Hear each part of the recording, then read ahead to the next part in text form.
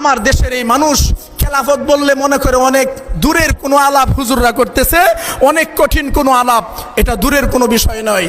আজকে থেকে 100 বছর আগে যান, 100 বছর আগে 1924 সাল পর্যন্ত এই পৃথিবীতে খেলাফত ব্যবস্থা জারি ছিল।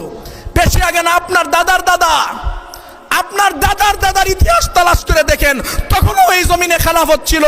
এটা আমরা জানি না, আমাদের দায়িত্ব ছিল এটা জানা, আমরা এটা তালাশ করি না। দায়িত্ব ছিল এটা আমাদের তালাশ করা। মনে করলেন দুনিয়াতে আসলাম আর নামাজ পড়লাম, রোজা রাখলাম, এমনি চলে গেলাম, আমার আর কোনো দায়িত্ব নাই। জি না, আমার দায়িত্ব আছে।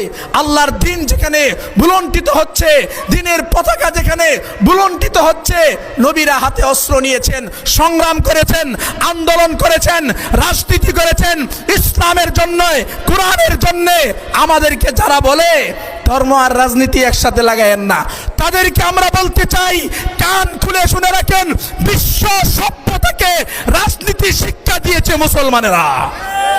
ইসলামের নবী সর্বপ্রথম সংবিধান রচনা করেছেন।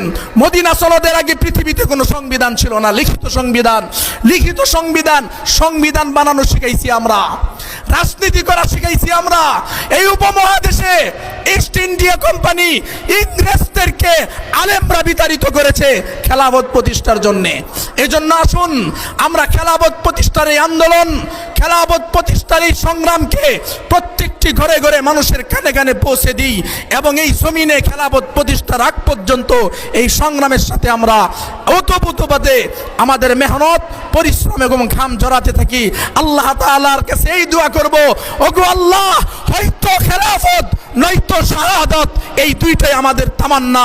এর উপরে আমরা বাঁচতে চাই, এর উপরে আমরা মরতে চাই। ওয়া মা আলাইনা ইল্লাল বালাগ।